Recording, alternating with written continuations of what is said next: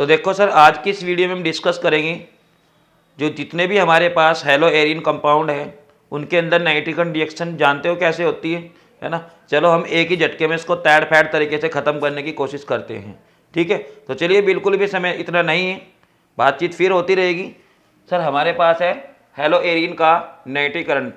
Basically नाइट्रीकरण में आपको एक बात हमेशा ध्यान रखनी चाहिए, वो ये है सर, चाहे आप हेलो एरिन में किसी भी तरह की चीज़ का नाइट्रीकरण करा रहे हो, ठीक है, एल्डिहाइड हो, कीटोन हो, कार्बोक्सिलिक एसिड हो, है ना, किसी का भी आप नाइट्रीकरण करा लो सर, तो नाइट्रीकरण रिएक्शन के लिए आपको HNO3 के साथ रिएक्शन करा देना है सिंपली, ठीक। HNO3 के साथ रिएक्शन होगा, हाँ जी, और H2SO4 की उपस्थिति में होगा।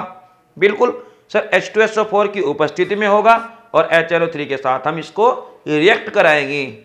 इतनी बात क्लियर है। चलो अब लेते हैं, हमारे पास एक हेलो एरिन है और हेलो एरिन में मैं कोई भी क्लोरोबेंजीन या ब्रोमोबेंजीन या आइडोबेंजीन, है ना, ले सकता हूं। तो नॉर्मली हम यहां पर एक जो है क्लोरोबेंजीन को लेकर के चलेंगे, ठीक है। क्लोरोबेंजीन ये मैंने बना दिया सर क्लोरोबेंजीन। आप समझ सकते हो कि बेंजीन रिंग के साथ हमने क्लोरीन को जोड़ दिया है और ये बन गया क्लोरोबेंजीन, ठीक है।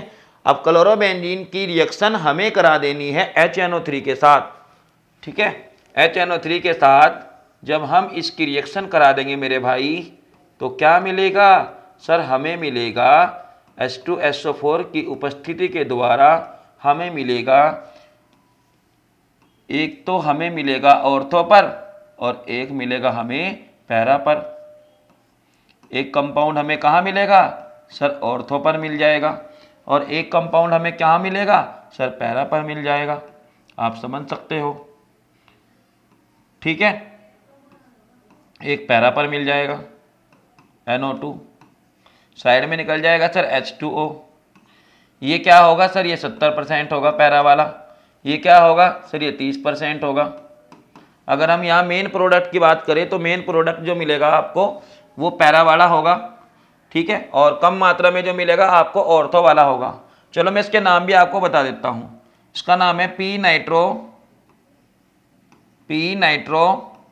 बेंजीन, नाइट्रो क्लोरो, क्लोरो भी लिख देंगे क्योंकि Cl है ना, तो क्लोरो भी आप यहाँ पर लिखेंगे। तो P nitro chloro benzene,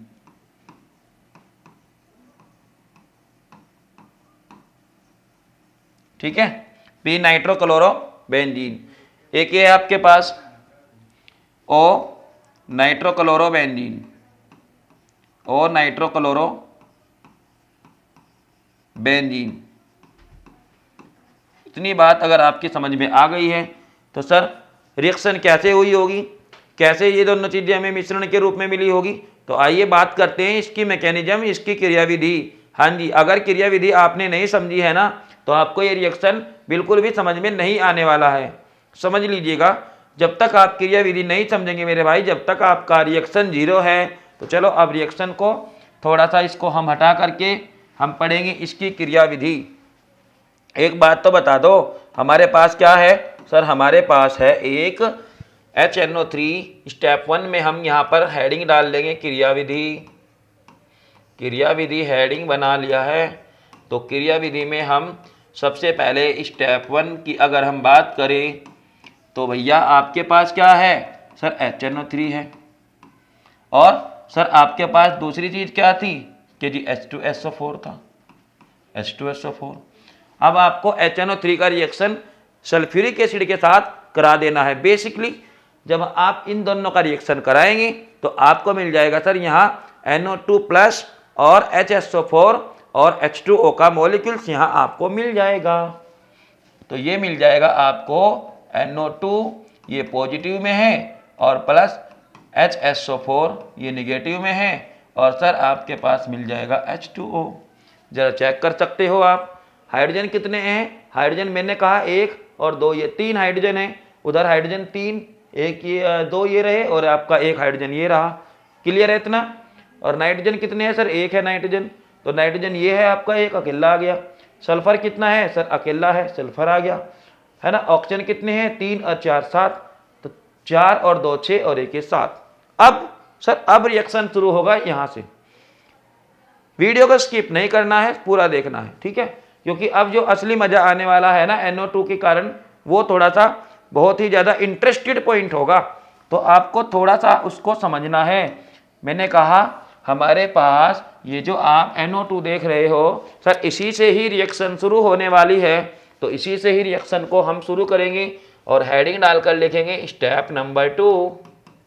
step number 2, तो स्टेप नंबर 2 में क्या होगा, ये जो NO2 है सर, इस NO2 का रिएक्शन ही तो हमें क्लोरोबेंजीन के साथ कराना है मेरे भाई। तो देखो क्लोरोबेंजीन के साथ हमें NO2 का रिएक्शन करा देना है, ठीक है। अब यहाँ से थोड़ा सा समझने की ज़रूरत है, ठीक है, थोड़ा सा समझेंगे। अब ये जो हमारे पास कार्बन है, यहाँ पे कार्बन है, यहाँ पे कार्बन है, यहाँ पे भी कार्बन है और यहाँ भी कार्बन है, ठीक है, यहाँ भी कार्बन ही है। तो होगा क्या सर, ये जो N2 के ऊपर प्लस लगा हुआ है, ये कार्बन पर सीधे अटैक नहीं कर सकता। अटैक करने के लिए इसके पास निगेटिविटी होना बहुत ज़रूरी है। तो बेसिकली मैं कह सकता हूँ कि जिसका पाई बॉन्ड आप देख रहे हो सर, ये जो आप पाई बॉन्ड देख रहे हो, ये पाई बॉन्ड यहाँ से टूट जाएगा और इलेक्ट्रॉन के रूप